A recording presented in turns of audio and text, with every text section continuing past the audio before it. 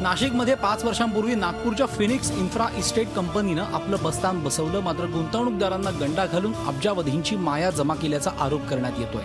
सुरुवातीला सिन्नर इथे 1200 चौरस फुटांचा फ्लॅट स्वस्तात विकून कंपनीनं आपल्या व्यवसायाचा पाया पक्का केला। ग्राहकांचा वाढता प्रतिसाद पाहता गंगापूर पाथर्डी परिसरात नवनवीन स्कीम्स काढल्या। खरेदीची कोणतीही कागदपत्र पूर्ण होत नव्हती। टाउनशिप कायद्याचा अडसर येत असल्याचं सांगितलं जात होतं। अखेर आपली फसवणूक होत असल्याचं लक्षात आल्यानंतर गुंतवणूकदारांनी 2 वर्षांपूर्वी पोलिसांकडे तक्रार केली, मात्र पोलिसांनी त्यावेळी कोणतीही दाद न दिल्याचा गुंतवणूकदारांचा आरोप आहे। 2,56,000 रुपये आम्ही भरले होते, तर त्यांनी कुठल्याही प्रकारची रजिस्ट्री किंवा प्लॉटचं मालकी हक्क आम्हाला दिलाच नाही आणि त्यांनी काय आम्हाला चेक दिले त्याच्या अगेन्स्ट, ते चेक पण त्यांचे बाउन्स झालेले आहेत। पोलिसांनी त्यांना बोलवलं, त्यांची माहिती घेतली, त्याच्यानंतर पोलिसांनी काय पैसे खाल्ले असेल किंवा काय केलं असेल ते नाही सांगू शकत मी, पण पोलिसांनी त्यांना सरळ मोकाट सोडून दिलं।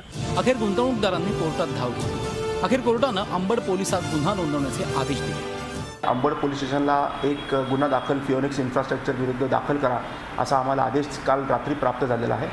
त्याची कारवाई करून आपण 156(3) प्रमाणे आपण अंबड पोलीस स्टेशनला फिओनिक्स इन्फ्रास्ट्रक्चरच्या कंपनी विरोधात आपण आज गुन्हा दाखल करत आहोत। दरम्यान गुंतवणूकदारांच्या मदतीसाठी वकीलही पुढे सरसावले। संबंधित कोर्टाने त्यामध्ये या प्रकरणाचं सखोल चौकशी करून गुन्हा दाखल करण्याचे आदेश अंबड पोलीस स्टेशन नाशिक यांना दिले। नागपूरमध्ये ऑफिस असलेल्या या कंपनीची बाजू जाणून घेण्याचा झी मीडियाने प्रयत्न केला, पण इथे कंपनीकडून बोलण्यास कोणीही जबाबदार व्यक्ती उपलब्ध नव्हता। राज्यासह देशातल्या अनेक ठिकाणी जमिनीचा व्यवसाय करणाऱ्या फिनिक्स कंपनीवर वेगवेगळ्या प्रकारचे आरोप लागत आहेत। नाशिकमध्ये यांनी मोठ्या प्रमाणात व्यवसाय केला, जमिनीचा व्यवसाय केला, प्लॉटची विक्री केली, पण तिथे फसवणूक झाल्याचे आरोप या कंपनीवर लागत आहेत। आपल्यासोबत कंपनीचे काही कर्मचारी आहेत ज्यांनी या कंपनीला व्यवसाय मिळवून देण्याकरता मोठ्या प्रमाणात सहभाग केला आहे। त्यांच्याशी बोलूया, त्यांच्याही काही अडचणी त्यांच्याकडून जाणून घ्यायचा प्रयत्न करू। नेमकं कंपनीबद्दल सांगा, कुठे कुठे कंपनीने व्यवसाय केला आहे, कुठल्या राज्यांमध्ये व्यवसाय केला आहे आणि प्लॉटची विक्री किंवा काय काय कंपनीचा व्यवसाय राहिला आजपर्यंत?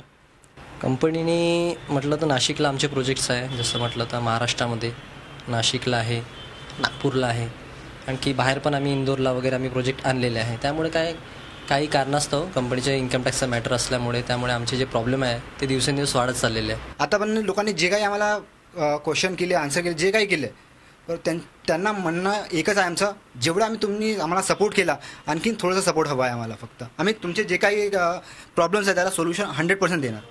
लोकांची फसवणूक टाळण्यासाठी या ठगसेनांना पोलिसांनी वेळीच चाप लावण्याची गरज आहे। नागपूरहून अखिलेश हळवेसह योगेश खरे, झी मीडिया, नाशिक। झी 24 तास रहा एक पाऊल पुढे।